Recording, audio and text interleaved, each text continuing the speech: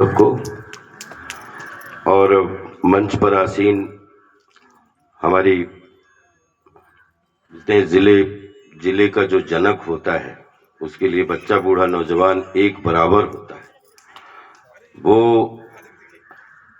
उम्र में तो हमारे अनुज हैं जिनसे हमारा बहुत पुराना नाता है और मैं चाहता हूं कि उसमें वो इतने यशस्वी हैं और वो खूब स्वस्थ रहें, सौ साल तक रहें। और हमारा एक बहुत पुराना रिश्ता है जिसमें मैं बड़े भाई की भूमिका रखता हूं, लेकिन बोलते हैं कि जहां पे आईएएस जुड़ा हो और उम्र कितनी छोटी हो या उम्र कितनी बड़ी हो माने नहीं रखती, लेकिन वो पद वो गरिमा इतनी माने रखती है जिससे एक जिला डिपेंड हो जाता है। माननीय जिलाधिकारी महोदय के लिए जोरदार तालियों से स्वागत कीजिए आप। और बोलते हैं कि अगर जिलाधिकारी छाती होता है तो अगर उसकी पीठ पे जितनी भी हड्डी पसलियां, जो बोलते हैं पसलियां होती हैं आगे पीछे, वो मुख्य विकास अधिकारी होता है, वो बिल्कुल बैकबोन होता है। और हमारी बहन के लिए जोरदार तालियों से स्वागत कीजिए। और उसके साथ में जब दो नारी शक्तियां मिल जाए तो फिर तो मतलब विकास में और चार चांद लग जाते हैं। तो हमारी छोटी बहन के लिए जोरदार तालियां कि आज ऑफिसर के रूप में यहाँ पे बैठे हैं। मैं बहुत सौभाग्यशाली हूं कि आज पूरे प्रशासन के अलग अलग डिपार्टमेंट से, चाहे उद्योग विभाग हो, चाहे कृषि विभाग हो, चाहे कार्यक्रम अधिकारी हो, आज बहुत सारे चेहरे ऐसे जिनसे आमने सामने मिलने का सौभाग्य मिला। और मुझे आज आप सबको यहाँ घर पे बुला के आपको होस्ट करने में बहुत आनंद मिला, क्योंकि होस्टिंग तो बहुत बार देखी, लेकिन जिस घर में पैदा हुए हो, और मुझे आज भी बिलीव नहीं होता है कि सातों समंदर की दुनिया कैसे ऐसी देखी कि जितना यूपी नहीं घूमा उससे ज्यादा दुनिया देख डाली। तो आज हमारे इस पीपल के पेड़ के नीचे जहां पे हमने अपना बचपन बिताया है, और आप आज यहाँ पे इस प्रशासनिक सेवा के रूप में यहाँ पे आप उपस्थित हैं, हृदय से,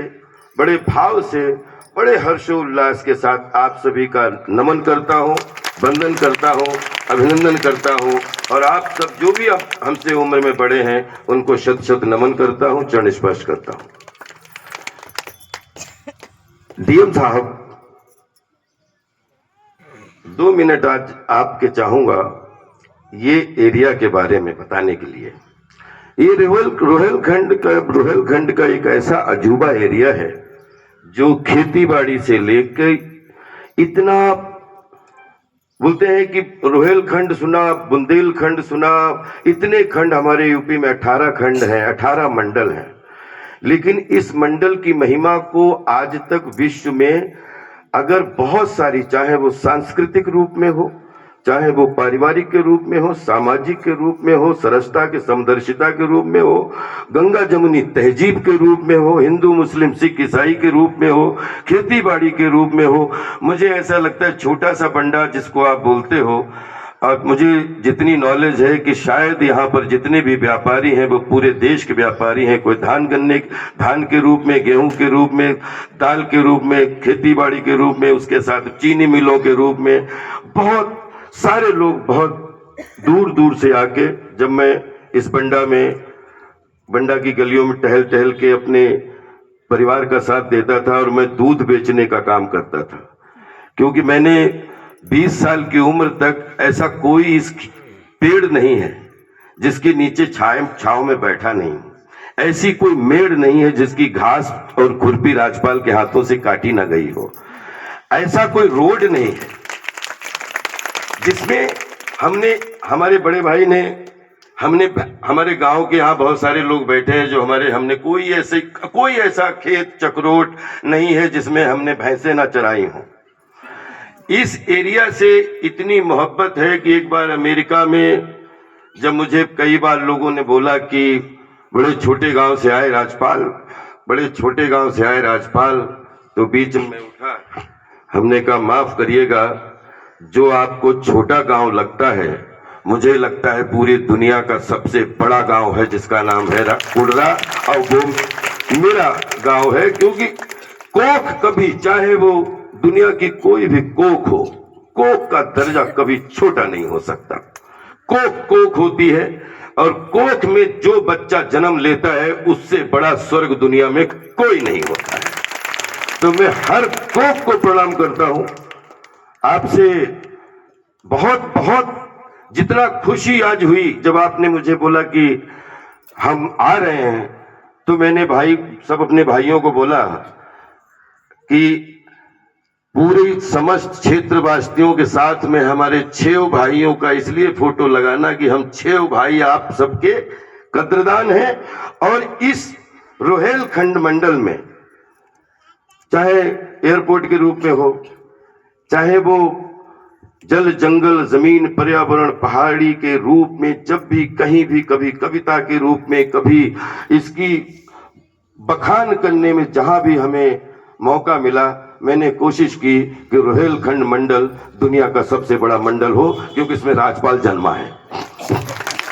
क्या